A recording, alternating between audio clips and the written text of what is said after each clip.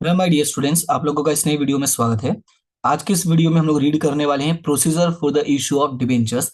Basically आपको याद होगा, हम लोगों ने इसके पहले एक चैप्टर रीड किया था शेयर्स के बारे में, जो आपका चैप्टर नंबर 1 था, इशू ऑफ शेयर्स। उसमें भी हम लोगों ने एक टॉपिक रीड किया था, procedure for the issue of shares. ध्यान से सुनना। जो प्रोसीजर शेयर के इशू का था, लगभग वही प्रोसीजर डिबेंचर के इशू का है, एक्सेप्ट एक या दो पॉइंट डिफरेंस है। क्वेश्चन ये होता है कि सर ये एक या दो पॉइंट डिफरेंस क्यों है? क्योंकि वो ऑनर्स कैपिटल था, ये आपका लोन है, डेट है।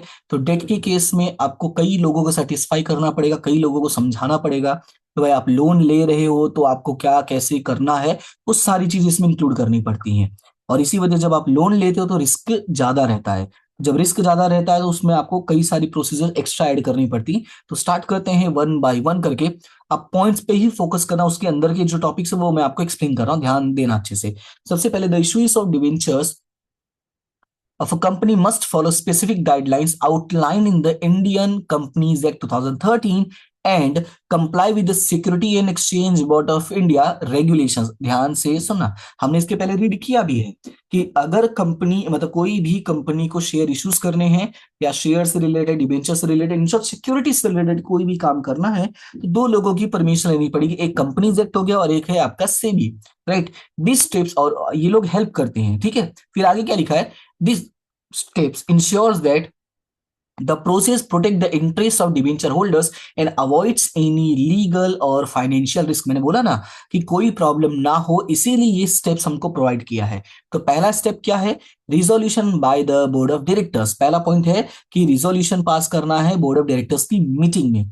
The company's article of association are reviewed to check for any provisions regarding the issuance of debentures. सबसे पहले क्या करना है? कंपनी का आर्टिकल ऑफ एसोसिएशन जो है वो रिव्यू करना है, चेक करना है, regarding the issuance of debentures. Clear है? उसके बाद the board of director holds a meeting to pass resolution approving the issue of debenture. जो सेक्रेटरी है वो क्या करेगा, ये क्योंकि सारा काम सेक्रेटरी को ही करना होता है, तो जो आपका सेक्रेटरी है वो क्या करेगा? कंपनी का जो आर्टिकल्स ऑफ एसोसिएशन है उसको रिव्यू करेगा, मतलब चेक करेगा। क्या चेक करेगा? कि भाई डिबेंचर की से जो डिबेंचर इश्यू करना उससे रिलेटेड क्या प्रोविजंस है जो हमारे आर्टिकल्स में अवेलेबल है। फिर बोर्ड ऑफ डायरेक्टर्स की मीटिंग होगी और उसमें अप्रूवल होगा। अच्छा, डिसीजन में क्या क्या बातें इंक्लूड होंगी? टोटल फंड्स, मतलब कितना अमाउंट इशू करना है, interest rate and terms of payment, वही रेट एंड कंडीशन हो गया आपका, कि रेट क्या रखना है और साथ में कंडीशन क्या रखना है। फिर नंबर ऑफ डिवेंचर सर्टिफिकेट्स तो नॉर्मल है, ओनली अदर की टर्म्स एंड कंडीशंस, और बाकी की जो बातें हैं वो सारी चीजें। क्लियर है इतना? तो ये चार बातें हैं जो डिसीजन में इंक्लूड होगा। और ये कहाँ इंक्लूड होगा? बोर्ड ऑफ डायरेक्टर्स के रिजोल्यूशन में। बोर्ड ऑफ डायरेक्टर्स का रिजोल्यूशन पास होने के बाद एक और मीटिंग होगी, that is a resolution by the general meeting of the company. If issuing debenture increases the company's debt beyond its free reserves, or if the issue amount exceeds the free reserves, the general meeting of general meeting of shareholder must approve it। अब question है, general meeting क्यों होने वाली है? ध्यान से सुनना। जो जनरल मीटिंग होगी ये किसकी होगी? शेयर होल्डर्स की होगी, ठीक है। वो तो किसका था? बोर्ड ऑफ डायरेक्टर्स का था। अगर मान लो आप लोग है ना शेयर इशू कर रहे हो, बट इस शेयर इशू करने की वजह से जो आपका डेट कैपिटल है या डेट अमाउंट है वो इंक्रीज होने वाला है शेयर कैपिटल से ज्यादा, ठीक है। या तो शेयर कैपिटल के इक्वल होने वाला है या तो उससे ज्यादा होने वाला है। सो उस केस में आपको शेयर होल्डर्स का भी परमिशन लेना पड़ेगा, और दैट्स वाई यहाँ पे जरूरी है। The decision is formalised through a resolution pass by the share holders. और जब तक वो लोग पास नहीं करते तब तक हम आगे नहीं बढ़ सकते। तो ये जो पॉइंट है वो देखो उसमें नहीं था, शेयर्स में नहीं था, क्योंकि हम लोग खुद ही शेयर इशू करें तो शेयर होल्डर की मीटिंग कहां से करेंगे। तो याद रखना है, दो पॉइंट इसमें। नंबर वन में क्या था? पहले बोर्ड ऑफ डायरेक्टर्स की मीटिंग होगी, फिर जनरल मीटिंग होगी। क्लियर है? Now the third one, that is a permission from SEBI. दोनों मीटिंग कर लिया, दोनों सेटिस्फाइड हो गए, तो अभी किससे परमिशन लेना है? सेबी से। SEBI regulations are crucial for the issue of debentures and the company must ensure compliance with all the requirements outlined by the SEBI. उसके बाद सेबी से परमिशन लेना है, बाद में कंपनी को अश्योर करना है कि जितने भी रूल्स एंड रेगुलेशंस है वो सारे कंप्लाई किए हैं, फॉलो किए हैं। And then permission of from SEBI is obtain before proceeding. अब आगे बढ़ने से पहले उसकी परमिशन लेनी पड़ेगी। अब आगे बढ़ने से पहले आगे करना क्या होगा? तो इशुएंस ऑफ प्रोस्पेक्टस। क्लियर हुआ इतना? ध्यान से सुनना इसको। तो सबसे पहले हम लोगों ने क्या किया?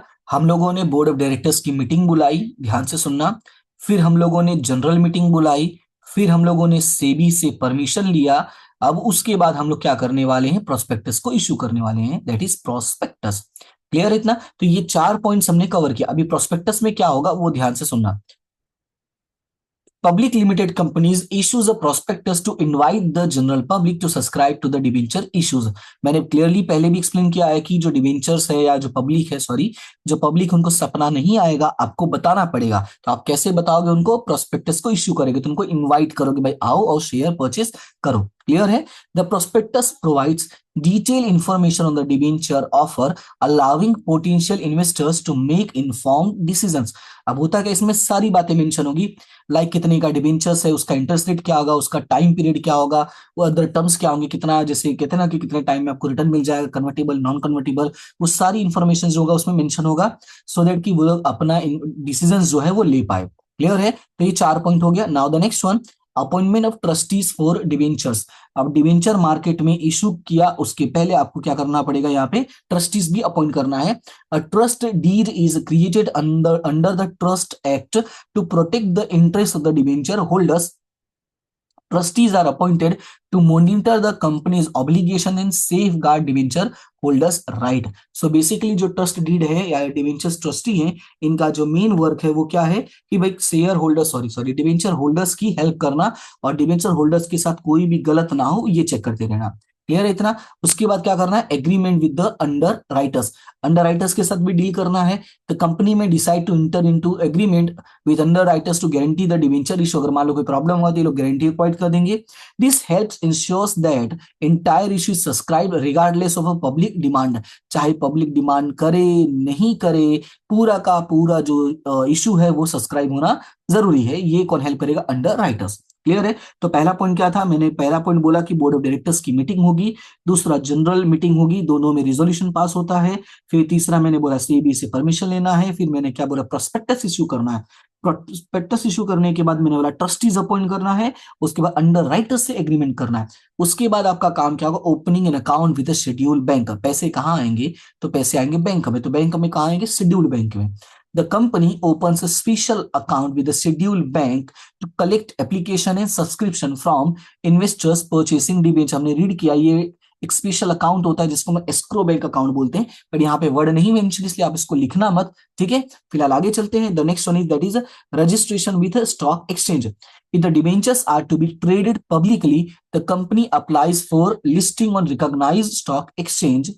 If the stock exchange denies the listing, the company must return the subscription money to the investors। मतलब मार्केट में शेयर इश्यू करने के बाद, जैसे हमने रेडी किया था कि शेयर इश्यू करने के बाद शेयर्स जब सब्सक्राइब हो जाते हैं, उसके बाद आपका अलॉटमेंट प्रोसेस स्टार्ट होता है, उसके बाद उसको लिस्टिंग करवाना आता है रिकॉग्नाइज्ड स्टॉक एक्सचेंज में, और उसके बाद वो लोग मार्केट में उसके बाद से ट्रेड कर सकते हैं। लेकिन अगर मान लो कि वो नहीं मतलब एक्सेप्ट करते, मना कर देते हैं, तो होगा क्या, कंपनी को सारे पैसे रिटर्न करने पड़ेंगे। किसको? इन्वेस्टर्स को। अगर टाइम पे रिटर्न नहीं करते तो इस पे भी इंटरेस्ट पे करना पड़ जाएगा। The next one is the preparation of allotment register. Allotment हो गया तो उसके बाद क्या करना है, मेंटेन करना है register. After the subscription period ends, company secretary prepares an allotment register based on the received application। The board directors then holds a meeting to decide on the allotment of debenture। मतलब कैसे allotment करना है, क्या procedure है, वो सारा। उसके बाद आ जाएगा आपका इशुएंस ऑफ डिबेंचर सर्टिफिकेट। और जब एक बार वो प्रोसीजर कंप्लीट हो गया तो यहाँ पे इशू कर देना है debentures, sorry certificates. If the debentures are issued with the installment payment option, debenture certificates are issued once full payment is received। इसमें दो बात याद रखनी है, अगर इंस्टॉलमेंट होगा तो कब इशू होगा, जब पूरा का पूरा पैसा कवर हो जाएगा। The company secretary prepares and dispatches the debenture certificates to holders complying with the Companies Act। तो ये तो नॉर्मल बातें हैं, आपको याद रखना है भाई, रूल्स तो फॉलो करना ही है। और वो सारे रूल्स कौन चेक करते रहता है? कंपनी सेक्रेटरी चेक करता रहता है। क्लियर हुआ इतना? तो ये है आपके टोटल प्रोसीजर्स, और बहुत सिंपल है, ज्यादा इसमें कुछ पॉइंट्स है नहीं, मैंने क्लियरली आपको एक्सप्लेन किया है। 2 मीटिंग होगी, सेबी का परमिशन होगा, प्रोस्पेक्टस होगा, उसके बाद आपको ट्रस्टीज अपॉइंट करना है, उसके बाद राइटर्स के साथ डील करना है, बैंक में अकाउंट ओपन करवाना है, स्टॉक एक्सचेंज में रजिस्ट्रेशन करवाना है, उसके बाद अलॉटमेंट का प्रोसीजर चेक करना है, रजिस्टर करना, लास्ट में सर्टिफिकेट्स दे देना है।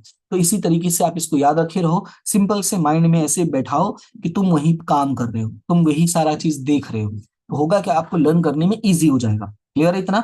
और बाकी कोई अगर प्रॉब्लम रहता है तो आप उसको शेयर कर सकते हो, जो भी इश्यूज होंगे हम उसको टैकल कर लेंगे, जितना हो सकता है उतना मैक्स टू मैक्स सॉल्व करने की पूरी कोशिश करेंगे। क्लियर है इतना? तो ये टॉपिक कवर होता है। उसके बाद आपका नेक्स्ट टॉपिक है राइट्स ऑफ डिबेंचर होल्डर्स। छोटा सा टॉपिक है बट मैंने यहाँ पे थोड़ा सा अलग कर दिया है, मतलब पॉइंट वाइज कन्वर्ट कर दिया है। छोटा सा टॉपिक है, ज्यादा टाइम नहीं लगेगा, ये नेक्स्ट क्लास में फिनिश करते हैं। फिलहाल अभी के लिए इतना ही, मिलते हैं नेक्स्ट क्लास में, तब तक के लिए thank you so much and have a good day.